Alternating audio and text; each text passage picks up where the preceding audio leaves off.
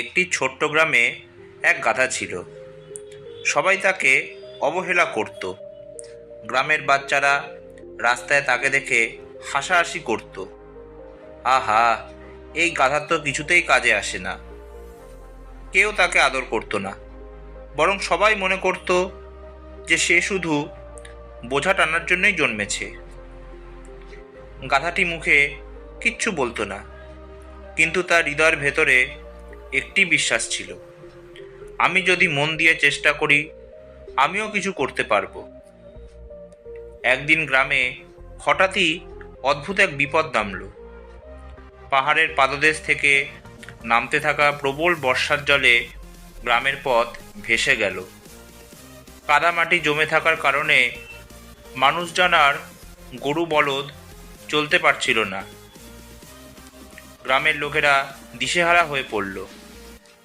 কারো ফসলের বোঝা বাজারে পৌঁছাতে পারছে না, কারো বাড়ির চালা মেরামতের জন্য কাঠ আনতে পারছে না।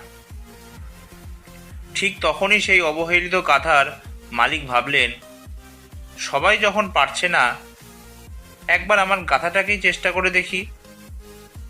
গাধার পিঠে মাল বোঝাই করা হলো। সবাই ভেবেছিল কয়েক কদম গেলেই সে হাল ছেড়ে দেবে, কিন্তু আশ্চর্য, গাধাটি এক পা করে কাদা মারিয়ে এগোতে লাগলো। তার খুর কাদায় ডুবে যাচ্ছিল, তবুও সে থামল না। গ্রামের মানুষ অবাক হয়ে তাকিয়ে রইল। যাকে তারা এতদিন অকাজের প্রাণী ভেবেছিল, সেই গাধাই তখন তাদের একমাত্র ভরসা হয়ে দাঁড়িয়েছে। ঘন্টার পর ঘন্টা গাধাটি মাল বয়ে বাজারে পৌঁছে দিল, আবার ফিরে এসে আরও বোঝা নিয়ে গেল।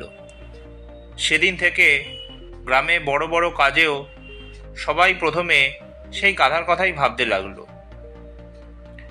যে প্রাণীকে অবহেলা করে হাসাহাসি করা হতো, সেই গাধার জেদ আর ধৈর্য একদিন তাকে সম্মানের আসনে বসালো।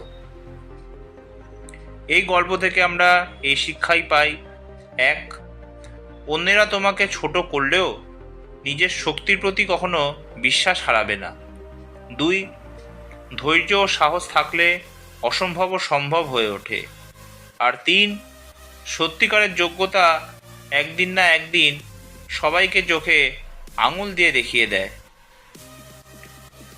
মোট কথা, মানুষ বা প্রাণী যেই হোক না কেন, অবহেলাকে জেদে পরিণত করতে পারলে সাফল্য নিশ্চিত। আজকের ভিডিওটি এই পর্যন্তই। গল্পটি ভালো লাগলে প্লিজ ভিডিওটি লাইক, শেয়ার আর চ্যানেলটি সাবস্ক্রাইব করতে ভুলবেন না। গল্পটি কেমন লাগলো প্লিজ কমেন্ট করতে ভুলবেন না। আরও এরকম নতুন গল্প নিয়ে আমি আপনাদের সামনে উপস্থিত হব।